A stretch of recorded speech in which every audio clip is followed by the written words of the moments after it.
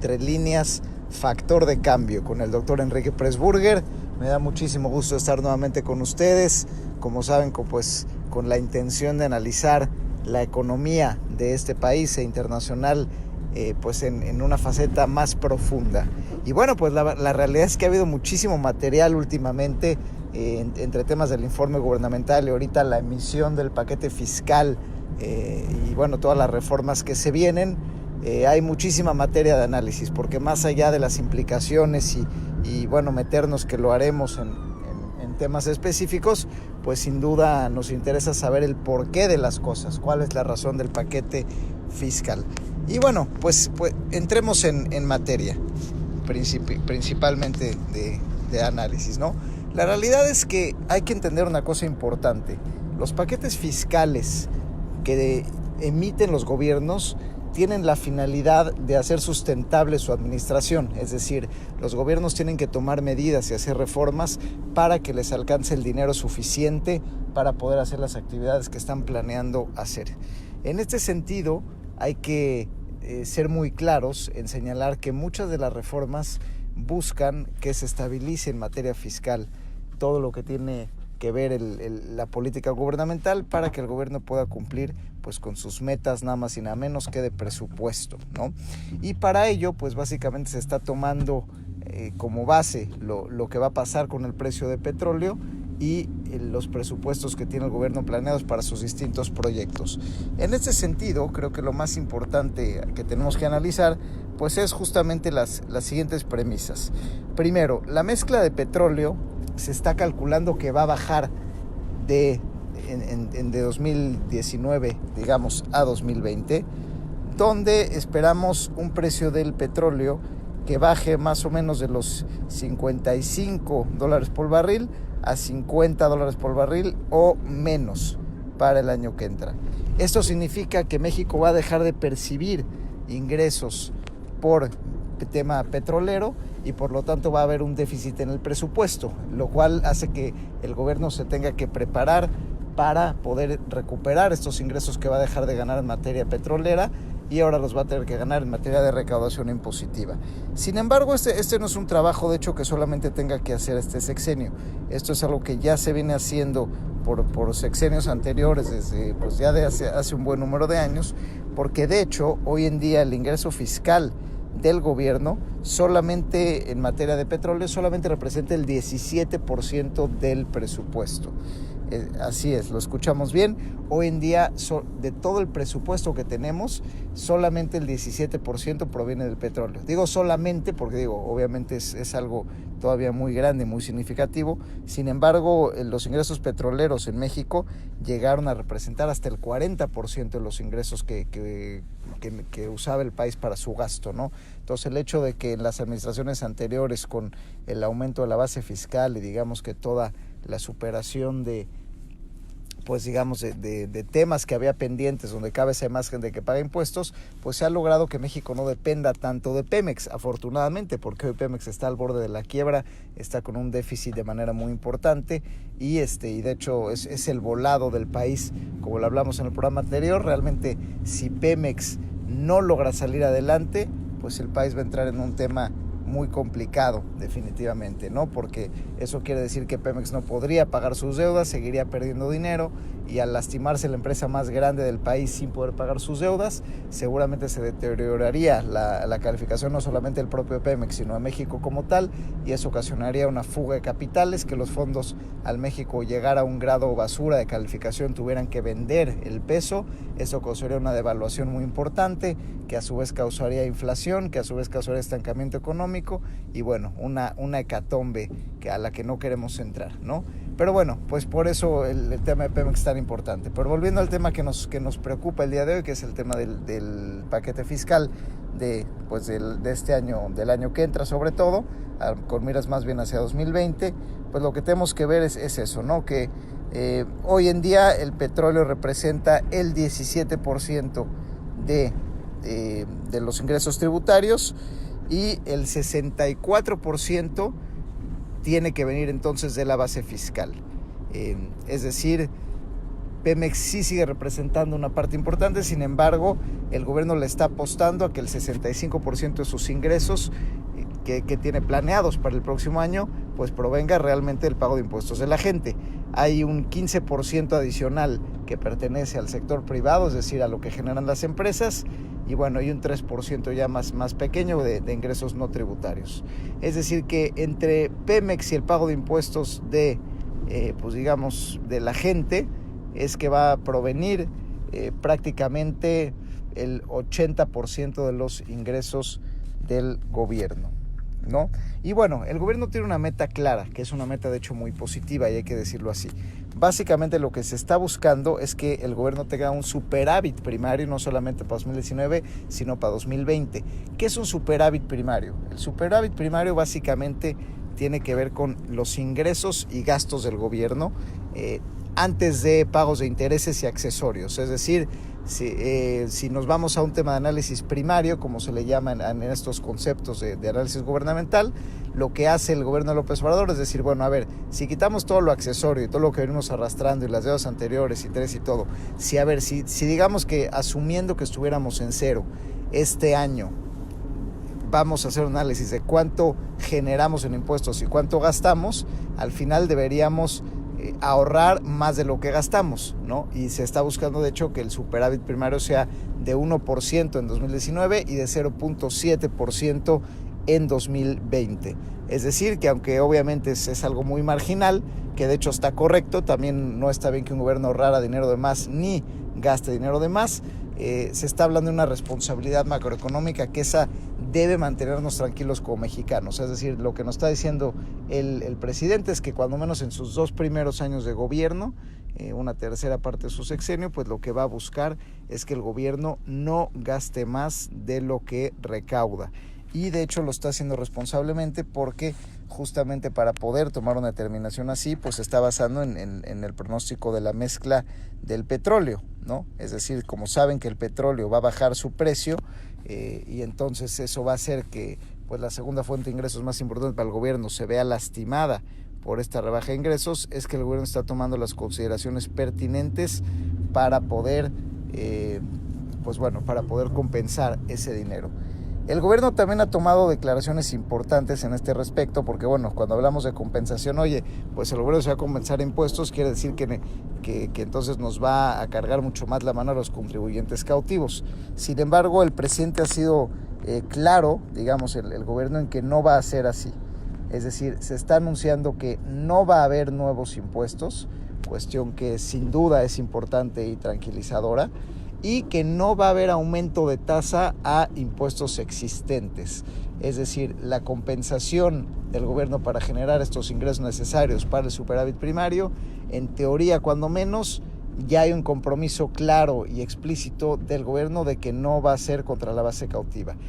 Ahora, donde obviamente sí van a apretar, pues están diciendo lo que vamos a hacer es reformar algunos temas donde se aprovechan lagunas legales para no pagar impuestos y bueno, que lo vamos a analizar más a detalle a lo largo del programa, pero bueno, justamente dice, si la gente, digamos, las plataformas de internet empiezan a pagar lo que deben de pagar, si cerramos un poco las brechas con estos famosos empresas inexistentes y esquemas de evasiones fiscales, y si, digamos, de alguna manera digitalizamos la administración tributaria y el SAT para que haya una mayor transparencia en el pago de impuestos y cobramos lo que debemos de cobrar, deberíamos tener más dinero sin aumentar tasas y sin crear nuevos impuestos. Es decir, con solo, digamos, que hacer bien la chamba y que la gente que tiene que pagar un impuesto realmente lo pague, pues básicamente con eso es como se están pensando que podrían cubrir los impuestos, ¿no?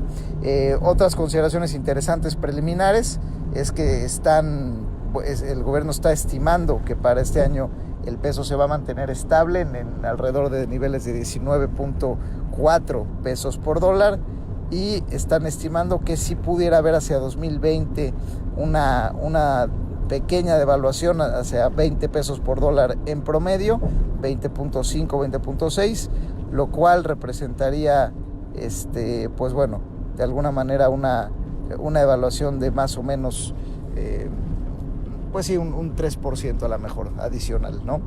Otras consideraciones interesantes que tienen que ver con estimaciones son relativas a la tasa de interés, donde se estima que los CETES a 28 días lleguen a una tasa de 7.4%, lo cual indicaría que la tasa de interés de referencia bajaría alrededor de 100 puntos base adicionales.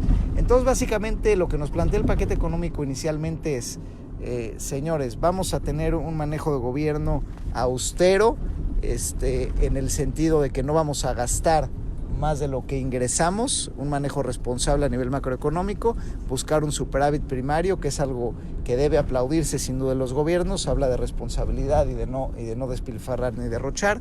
Se habla también de que se prevé mantener una estabilidad macroeconómica, donde el tipo de cambio se mantenga pues más o menos a los niveles que lo hemos visto pues ya en el último par de años, entre 19 y 20 pesos, donde se prevé también que la inflación se mantenga pues a niveles de 3%, básicamente. Números más, números menos, este año en 2 alto, 8, 2.9, el año que entra en 3%, y que se busque realmente un crecimiento económico que se vaya reactivando, ¿no?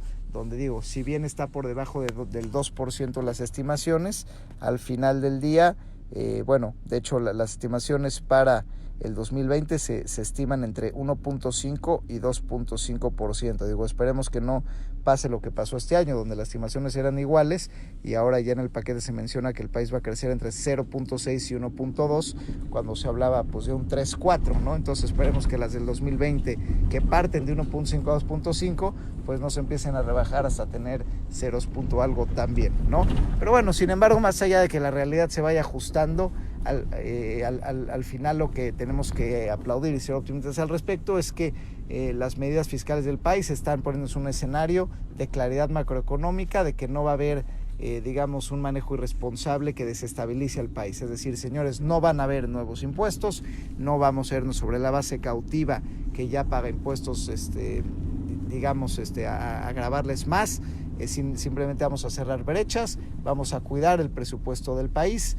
Estamos esperando mantener la inflación estable, vamos a bajar las tasas de interés como una política económica expansiva para que la gente pues ahora sí que prefiera gastar e invertir que ahorrar, y vamos a proyectar que el país vaya creciendo, siendo conscientes de que pues la mezcla del petróleo se está proyectando a la baja y por lo tanto eso lastima los ingresos del país, y de alguna manera estamos tomando medidas conservadoras al respecto. Entonces, bueno, así las cosas.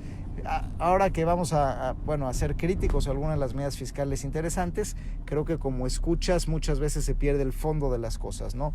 Y justamente es lo que nos interesa empezar. Señores, el paquete económico tiene el objetivo de que el gobierno pueda hacer todos sus programas sin que eso implique endeudar al país más y por lo tanto meterlo en un bache.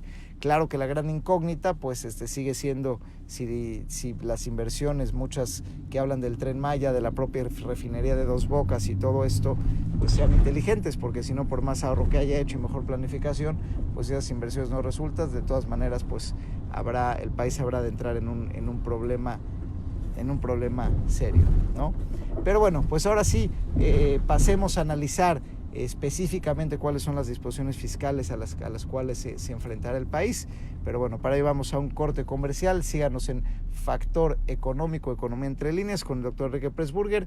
No olviden seguirnos en nuestras redes sociales, doctor Enrique Pressburger, analista financiero, y en @radio 13 en todas sus plataformas. Muchas gracias por estar con nosotros. Seguimos. Esto es lo que estás haciendo. Más allá de que quieras cambiar tu imagen, hay que analizar qué cosas has hecho bien y qué cosas puedes mejorar. Pues eso es como un diagnóstico. Exactamente. ¿No? Que en la agencia prácticamente el cliente dice cuál es su problema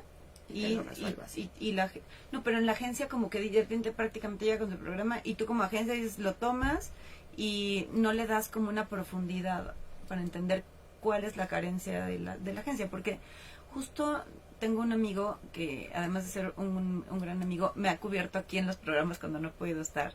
Él es un PR, pero es un verdadero PR. O sea, porque muchas veces se confunde entre agencia, con lo que es agencia, PR y consultoría, ¿no? Y lo que platicábamos era que muchas veces se pierde la esencia de qué es lo que tú vas como cliente a resolver. Quieres que te resuelvan un tema de redes sociales o de comunicación hacia tu público, hacia tus clientes, y resulta que tu problema no radica en lo que quieres, en lo que estás comunicando, sino en un problema hasta de identidad de marca, o de resolver un problema de una operación, de la operación interna.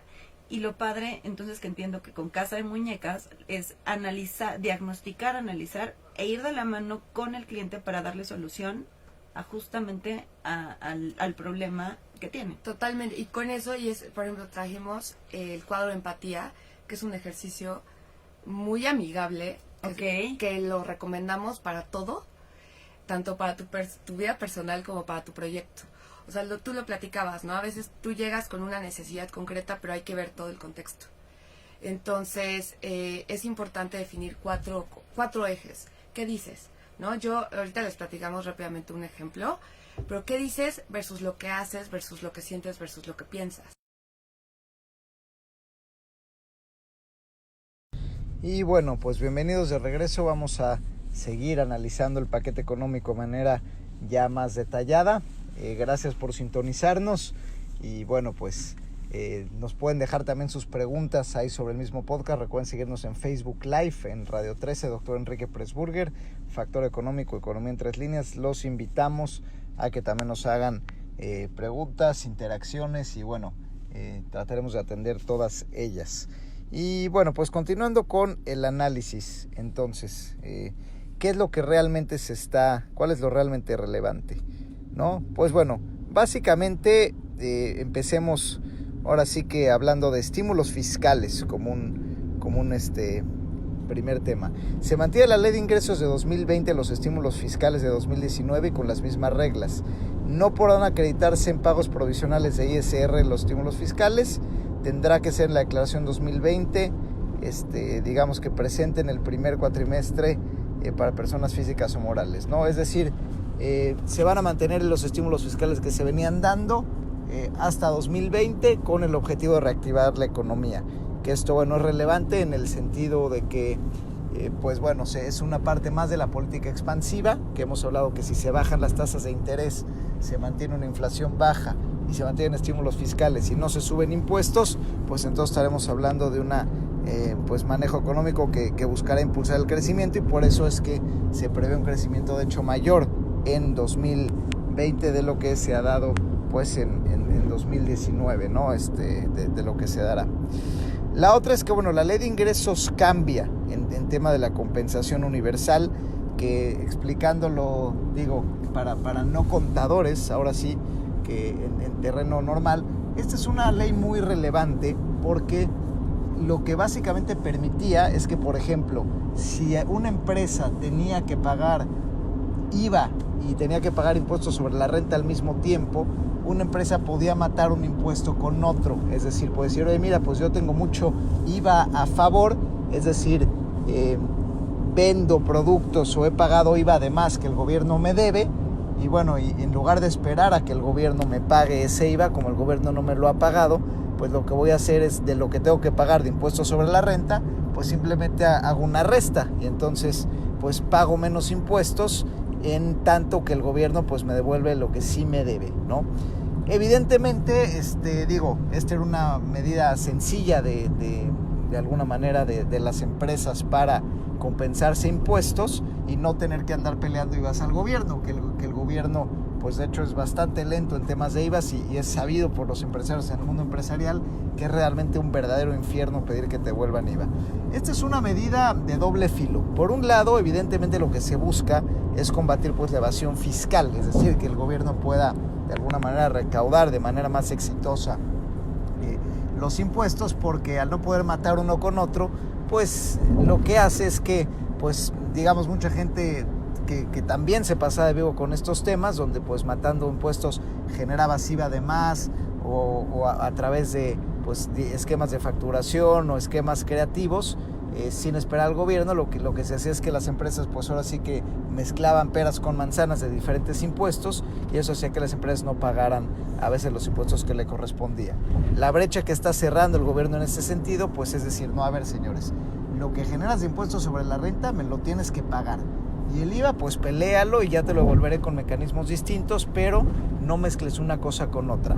Y aquí lo que hace, pues es que al hacerle el camino más difícil a las empresas y hacer que sean más transparentes las declaraciones, pues las empresas seguramente van a tener que pagar más, ¿no? O sea, acá nada más lo que hay que cuidar, pues es que esto no se vuelva en un abuso del gobierno, donde la devolución de IVA, pues no se dé, se vuelve un hoyo negro, donde no se sepa y se tenga que contratar abogados muy especializados y con contactos y se vuelva, digamos, en una nube de humo, donde, pues bueno, más bien ya me quitaste la compensación y además volviste poco transparente la devolución del IVA, y entonces esto pegue en la liquidez a las empresas, ¿no? Porque a las empresas efectivamente eso, o sea, al tener que pagar su impuesto sobre la renta y no poder compensar el IVA y tener que esperar a los tiempos de gobierno, pues las empresas sí van a pagar más impuestos, pero van a perder también muchísima liquidez, porque normalmente con la compensación, pues al ahorrarte el pago de impuestos, pues las empresas se mantenían a flote y usaban su dinero de manera adecuada.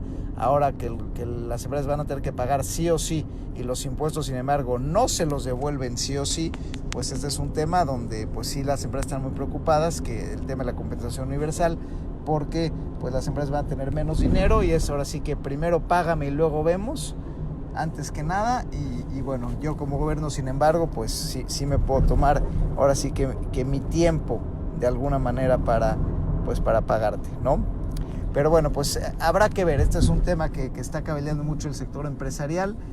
Pues una de dos, ¿no? O bueno, si me vas a quitar la compensación universal, entonces dame transparencia en devoluciones y simplifícame, o si no, pues sí dame otros mecanismos de compensación en nuevas leyes, si lo quieres más transparentes, pero al final no le pegues a la liquidez de las empresas. Entonces habrá que ver qué pasa. Ese es un cambio bien importante que hay que entender.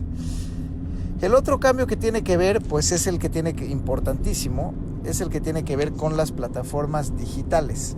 Y es que en México las plataformas digitales, efectivamente, pues muchas no pagaban impuestos porque pues no, de alguna manera no facturaban IVA, ¿no? ¿A qué nos referimos como plataformas digitales? Pues básicamente a las famosas apps. O sea, se hablar de Uber, Cabify, Didi, Uber Eats, y bueno, servicios también de hospedaje, por ejemplo, como Airbnb, etcétera.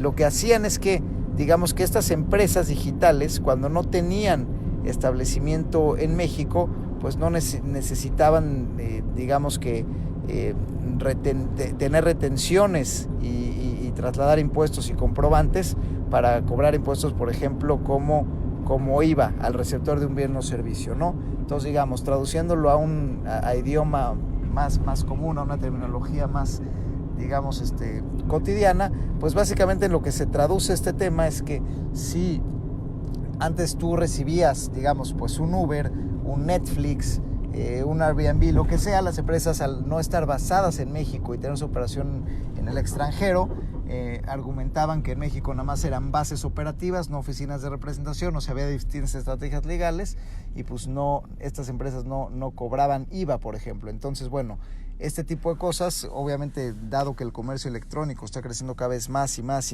en México, lo que va a hacer, pues para nosotros usuarios, lo que pues a lo mejor no es la mejor noticia del mundo, pues es que nuestros recibos de todos estos servicios que pues cada vez compramos más, pues se van a encarecer de un día a otro, van a subir un 16% de IVA, entonces pues como usuarios vamos a pagar más.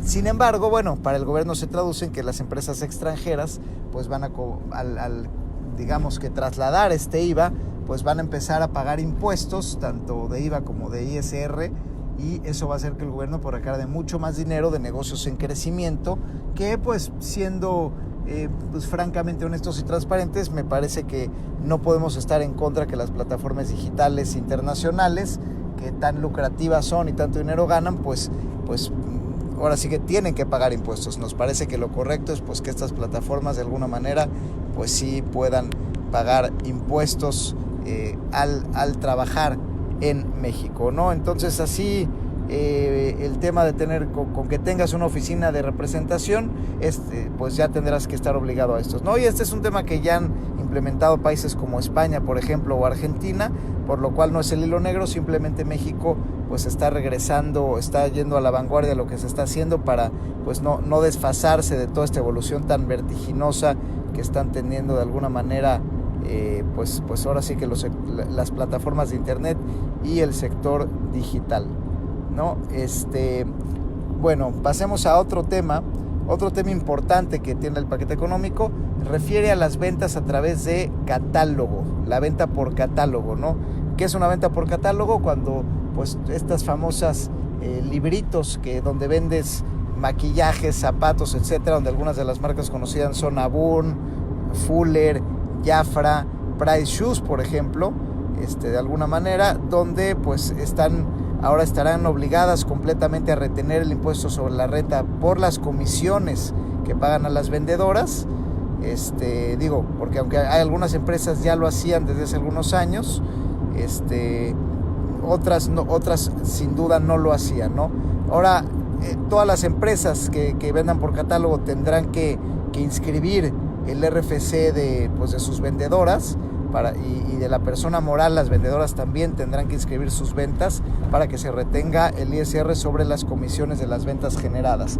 Esto es un cambio bien importante porque normalmente en economías de crisis, en economías de escala, la venta por catálogo suele ser un amortiguador, donde la gente pues sale a vender a las calles, sale a vender los productos, pero esto se prestaba muchísima venta informal, donde pues la venta, al no ser facturada necesariamente, pues las vendedoras iban, vendían, comisionaban, las comisiones también eran por fuera, y entonces el efecto era que pues no se registraba ni el producto, ni la venta masiva, ni la comisión. Acá lo que se va a hacer y lo que se logra con todo esto, pues es que pues ahora se va a tener que registrar todo, ¿no? O sea, del pretexto, digamos, es que se van a gravar las comisiones, pero realmente las comisiones van ligadas a una venta, y esa venta pues va a tener que ir ligada a una factura.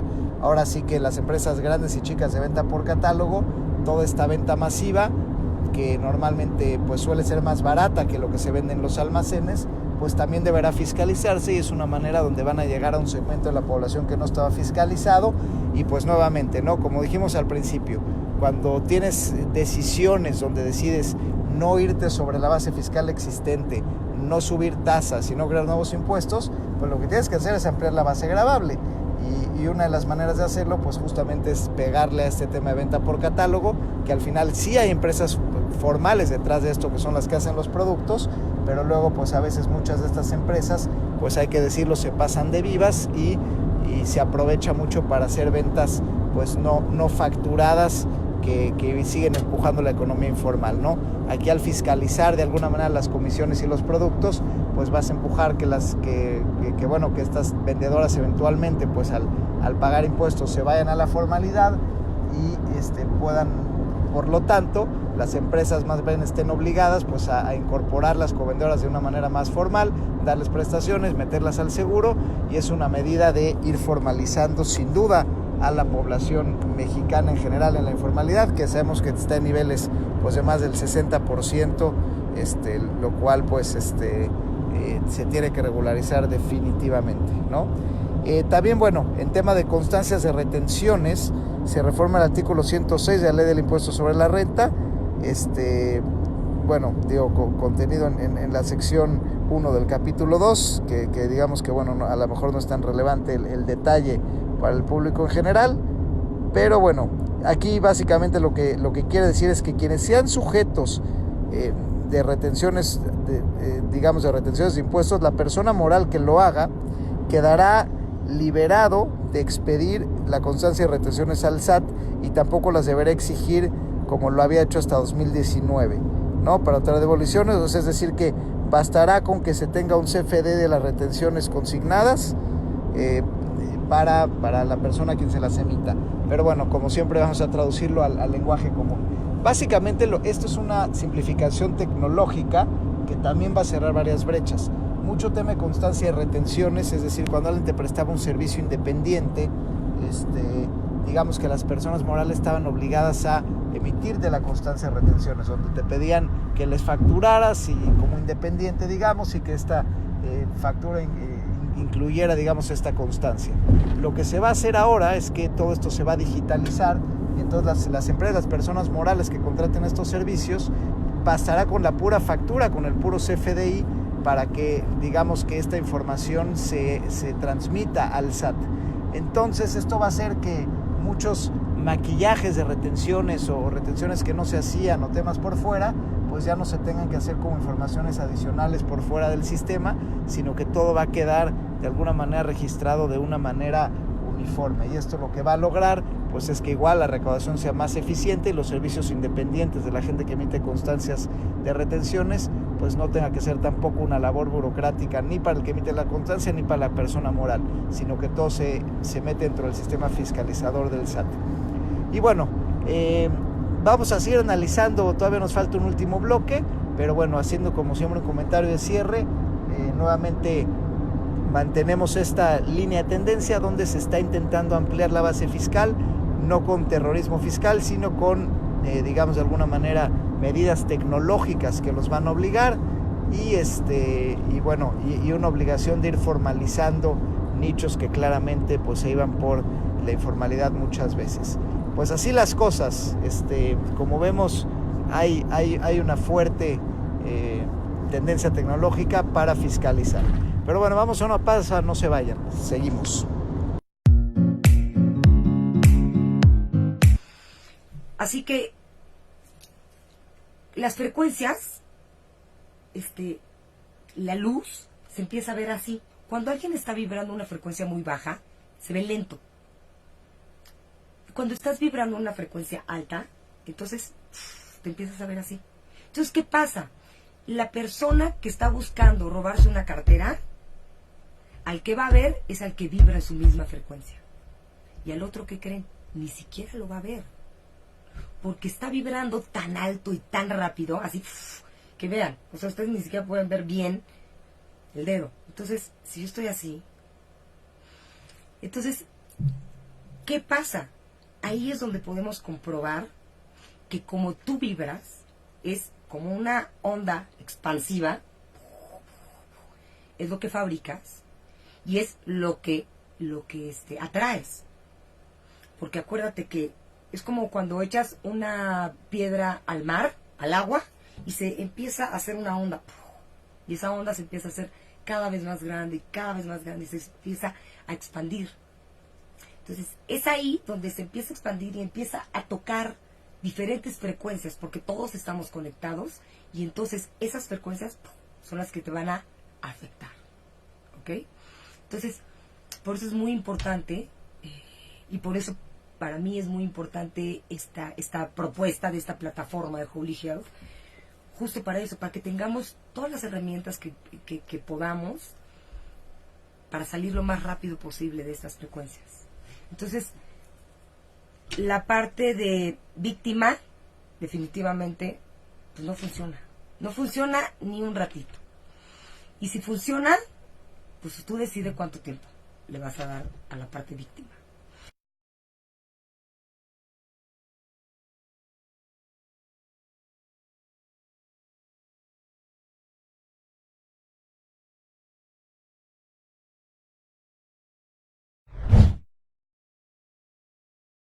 Y bueno, pues muchas gracias por continuar con nosotros. Estamos escuchando Factor Económico, Economía Entre Líneas. Yo soy el doctor Enrique Pressburger. Síganos en nuestras redes. Doctor Enrique Pressburger, analista financiero en Facebook, en Radio 3, en todas sus plataformas. Estamos en Facebook Live, estamos en YouTube. Y bueno, cada vez creciendo afortunadamente más la audiencia con este tema de análisis económico profundo. Más allá de politizar los temas, la idea es poder, digamos, traducir en lenguaje común lo que está pasando, pero de una manera profunda al mismo tiempo, que se entienda el fondo de las cosas. Y bueno, siguiendo con el análisis del paquete económico, que es lo que nos ocupa esta noche, pues vamos a seguir pasando a los temas que nos parecen más relevantes. Una cuestión interesante es el tema de los extranjeros que gozan del usufructo de la renta de terrenos y espacios en México.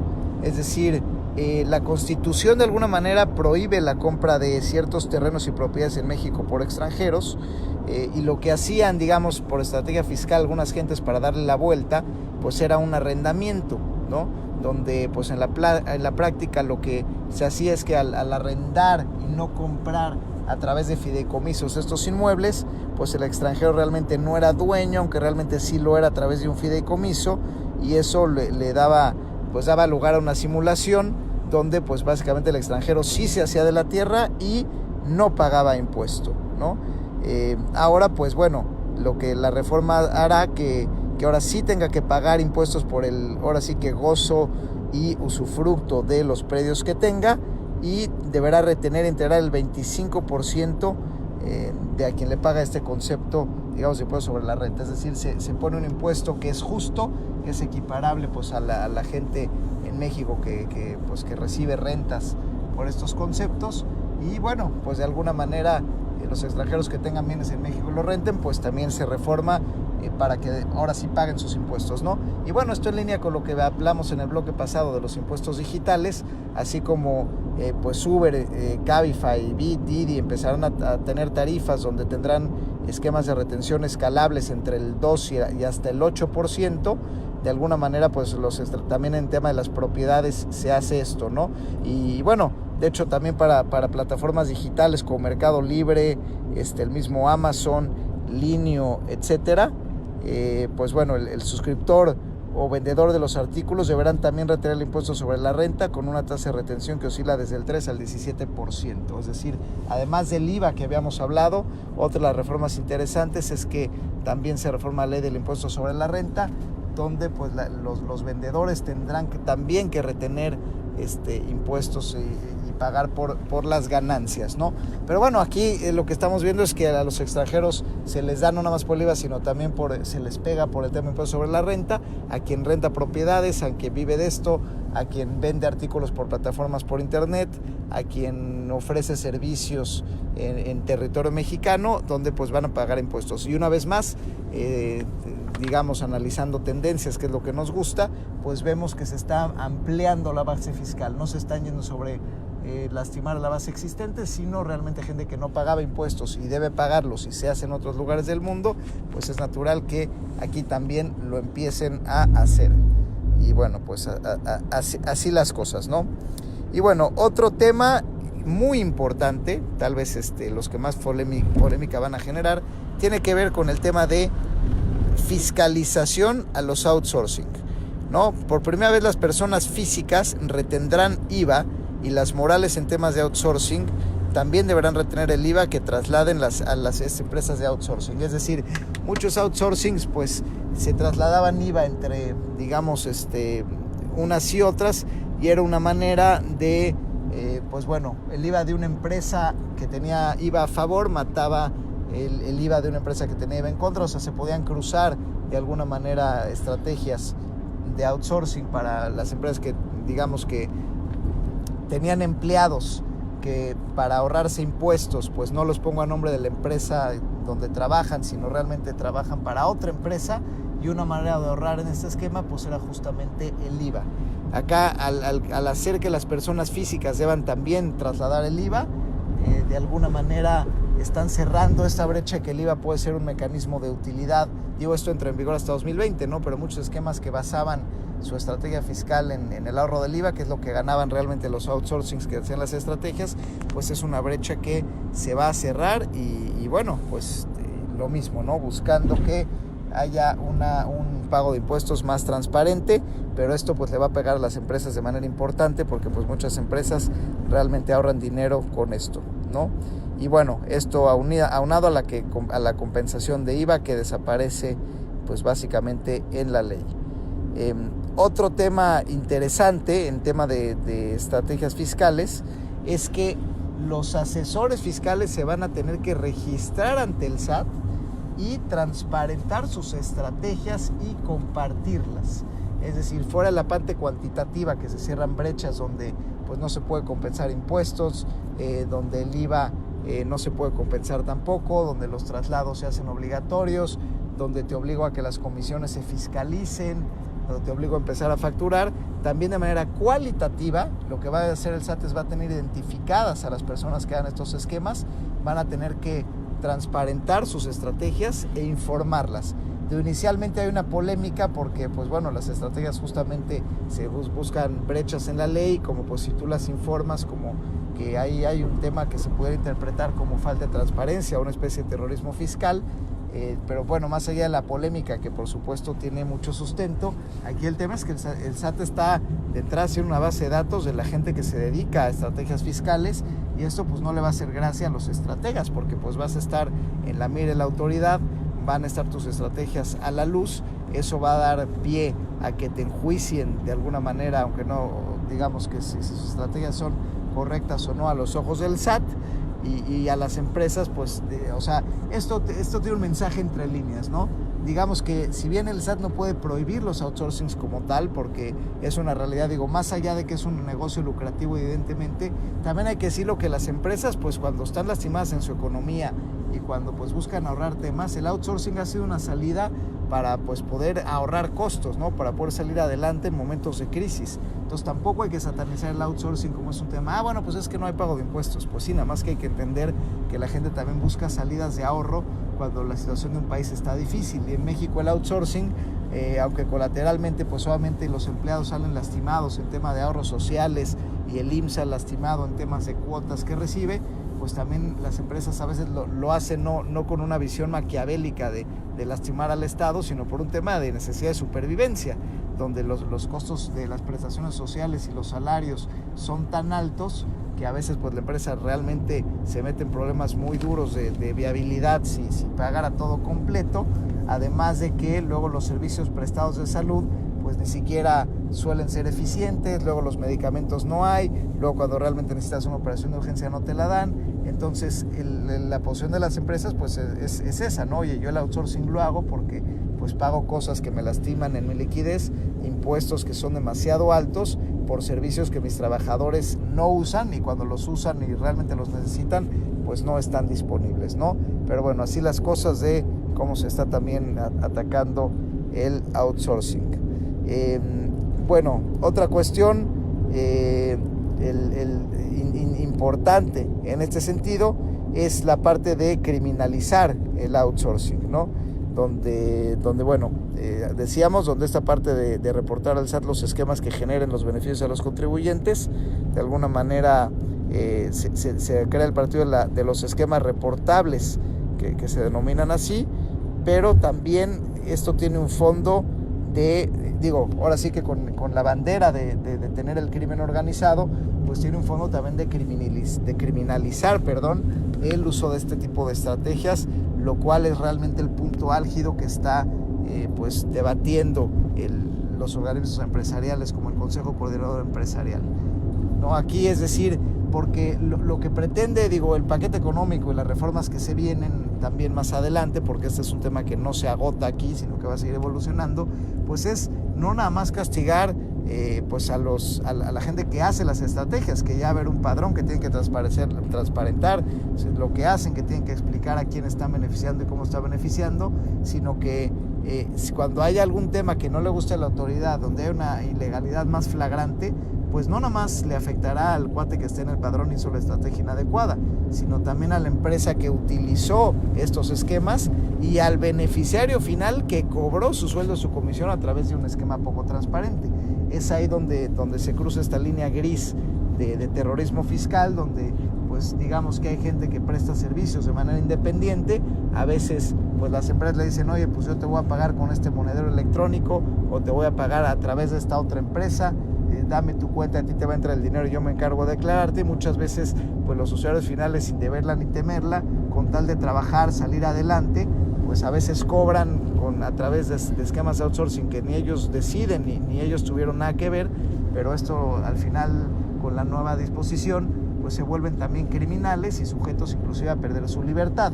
Obviamente el gobierno ha salido a decir que realmente su intención es combatir el crimen organizado, que esto no esconde un fin oscuro de fiscalización de esa manera, pero bueno, al final cuando la ley queda escrita y es abierta a interpretaciones, pues hoy la interpretación puede ser laxa, y mañana si el sexenio cambia, vienen nuevos funcionarios, nuevos presidentes, nuevos jueces, pues la ley ahí va a estar, y esto sí se puede prestar a que haya un terrorismo y un ataque contra la clase empresarial, pues lo cual sería pues evidentemente muy delicado, ¿no? Y bueno, pues esto básicamente es un resumen, hemos dado un resumen pues más importante de lo que ha pasado. Básicamente retomando, pues van a pagar impuestos, mucha gente que no pagaba y sí debería pagar. Van a pagar más impuestos los extranjeros, van a pagar las plataformas de venta por internet, van a pagar los servicios también de tecnológicos que prestan servicios en territorio nacional. Se va a eliminar la opacidad en fideicomisos que se usaban para evadir impuestos, para buscar que pues sí los paguen. Se va a eliminar la compensación de impuestos para también eliminar la opacidad fiscal y que la gente pague lo que tenga que pagar y haga los procedimientos por separado de IVA y ISR. Se van a también crear mecanismos para que bueno, las personas físicas y la gente que cobra por honorarios y comisiones, las empresas puedan de alguna manera darlas de alta. De hecho, una medida también muy interesante es que los bancos, las instituciones bancarias van a poder también tramitar la FIEL para los usuarios, es decir, que ya no queda como atribución exclusiva del SAT, porque pues la gente que va al SAT es poca, tenemos un 65% de informalidad laboral, pero la gente que va al banco, pues eso sí, todo el mundo vamos al banco. Y si el banco se vuelve un brazo del SAT con miles de sucursales en todo el país y recibiendo esta gente que al banco pues sí tiene que ir en definitiva, pues es una medida también de llevar a la gente a la formalidad, ¿no? Entonces, en resumen, pues en nuestra opinión particular, aplaudimos, volviendo al tema inicial, el tema de la austeridad, el tema de que se busque el déficit, el superávit primario, que el gobierno genere más de lo que gaste, el tema que se cuide la inflación, el tema que se bajen las tasas de interés, el tema de alguna manera que se busque las políticas económicas expansivas, que se busque reactivar la economía, que se siga empujando el gasto gubernamental controlado, siempre dentro del presupuesto, y que vayan soltando para reactivar la economía, que se amplíe la base fiscal lejos de aterrorizar a los contribuyentes que ya estamos cautivos, y al final toda esta tendencia va hacia una realidad donde el petróleo va perdiendo importancia, va bajando de precio, donde Pemex no puede ser nuestra única apuesta y pues no hay de otra más que tener impuestos estables, ¿no? Entonces me parece que la estrategia es adecuada, yo la calificaría como sensata. Sin embargo, pues siempre tiene estas aristas donde cuando empiezas a apretar demasiado a las empresas y hacerlas con este tema de que no puedan compensar impuestos, con este tema de apretarlas en su liquidez, que no puedan hacer esquemas para ahorrar sobre servicios que no van a usar, como es el caso muchas veces de la seguridad social, donde vas a criminalizar algunos actos y donde vas a de alguna manera digitalizar muchas cuestiones para pegarle a las empresas de una manera pues más arbitraria. Esta es la parte que sí me parece muy discrecional y muy peligrosa. Si bien entiendo el fondo macroeconómico, hay cosas que sí me parecen de alguna manera flagrantes, donde hay un discurso detrás criminalizador al sector privado que no me gusta para nada, que creo que no hay un diálogo adecuado con los sectores privados, porque debiera ser más diferenciado el discurso, ¿no? Es decir, sí buscamos combatir el crimen organizado, pero también hay que entender que México vive una coyuntura de crisis, que ser emprendedor no es fácil en México, que las empresas por eso son tan chiquititas y solamente el 99.8% de las empresas son pequeñas empresas, las empresas grandes son un porcentaje muy pequeño, y entonces hay que impulsar la economía y hay que estar de la mano con los empresarios,